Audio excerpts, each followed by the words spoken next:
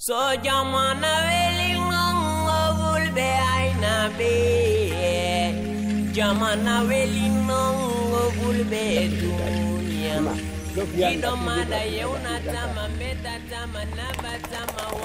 défaut de contrat écrit, ces mains levées scellent l'entente en matière d'hygiène et d'assainissement entre le projet E7 Sahel et la population de Doumam, un village de la commune de Gorom Gorom dans le nord du Burkina Faso. Ces doigts pointés en l'air concluent la séance dite du déclenchement. Le déclenchement est une étape du processus, du déroulement même de l'approche ATPC. Alors, ça consiste à éveiller les consciences, à créer le déclic, à créer un choc émotionnel. Alors, le déroulement aussi à cette étape-là est une succession d'activités. Voilà, on va d'abord des échanges avec la communauté, ensuite on procède à une balade environnementale. Et au cours de cette balade environnementale, on va visiter les locaux, les lieux, mais également les sites de défécation. Parce que c'est une communauté qui pratiquait la défécation à l'air libre. La défécation à l'air libre ou faire ses besoins dans la nature est une pratique courante en milieu rural au Burkina Faso, où l'accès à l'assainissement reste très faible, moins d'1% de progression par an entre 2000 et 2015. Le pays s'est engagé à éliminer d'ici 2030 la défécation à l'air libre et à assurer l'accès universel à l'eau potable. L'initiative de E7 Sahel s'insère dans cette vision du gouvernement burkinabé. Une fois que la communauté s'est engagée à mettre fin à la défécation à l'air libre et identifie une activité phare telle que la construction de latrines au niveau des ménages, des puisards au niveau des ménages, alors le projet procède maintenant au renforcement des capacités au niveau local, au niveau village.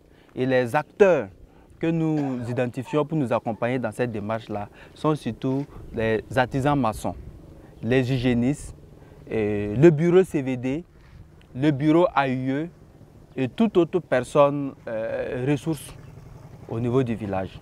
Ça peut être un leader religieux qui peut être l'imam ou un leader communautaire tout simplement. L'approche ATPC va s'avérer payante. En l'espace de 4 ans, le projet construit 1200 latrines familiales et 400 puisards homologués pour la gestion des eaux usées et des excrétas.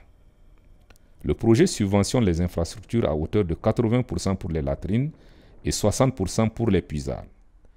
Plus de 156 latrines sont également réalisées de façon volontaire, sans l'appui du projet. Les populations adoptent et maintiennent les bonnes pratiques. Je connais par lavage de mains. Si on part au WC, la bouilloire est là, le savon à côté, l'eau à côté. Dès qu'on rentre, on se lave les mains, on fait ce qu'on fait. Si on a fini, on se lave les mains, on laisse le savon et la bouilloire dans la toilette. Et avant de manger aussi, également, toute nourriture que vous savez c'est la main qui prend, il faut la laver.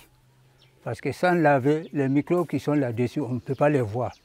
Donc si on se lave les mains avec le savon peut tuer ces microbes-là. Monsieur Ousseni Amadou, agent d'agriculture à la retraite, fait partie des bons élèves du projet E7 Sahel. Subventionné à hauteur de 7 milliards de francs CFA, le projet E7 Sahel vise l'amélioration du revenu des ménages, l'approvisionnement en eau potable, la promotion de l'assainissement et le renforcement des capacités ainsi que la gouvernance locale. Il est mis en œuvre par Cowater International et s'exécute de 2016 à 2019. Au bout d'une année d'intervention, l'ATPC montre cependant ses limites.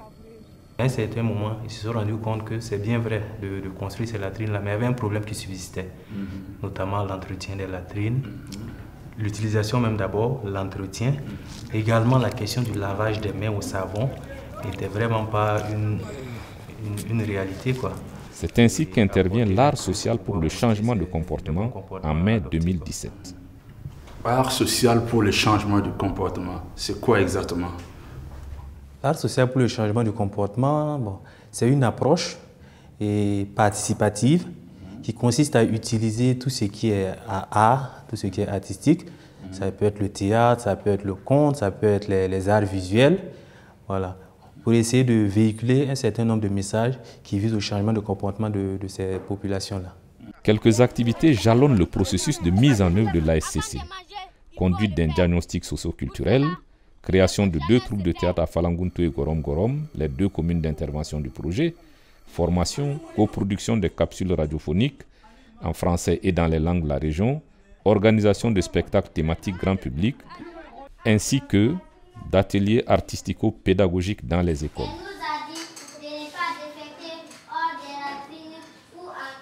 Il y a eu un changement de comportement au niveau de notre zone d'intervention. On estime à près de 21 500 le nombre de personnes qui ont décidé d'abandonner la défécation à l'air libre. 1200 ménages se sont équipés en latrines familiales et les entretiennent convenablement. 400 douches sont raccordées à autant de puisards. 12 000 personnes ont adopté la pratique du lavage des mains à l'eau et au savon au moment critique. 10 écoles primaires, près de 3 600 élèves se sont équipés en blocs de latrines et mis en place des clubs de santé scolaire pour assurer l'entretien des latrines et autres équipements scolaires. Et si c'était à refaire, qu'aurait-il fallu changer? Si c'est à refaire, dans la même zone d'intervention, nous allons maintenant nous attaquer au fait, à la gestion des eaux usées et excrétables en mettant en place toute la chaîne de valeur. Ça veut dire de la collecte qui concerne la construction des latrines, mais également le transport, la vidange, le traitement et même le volet valorisation des déchets.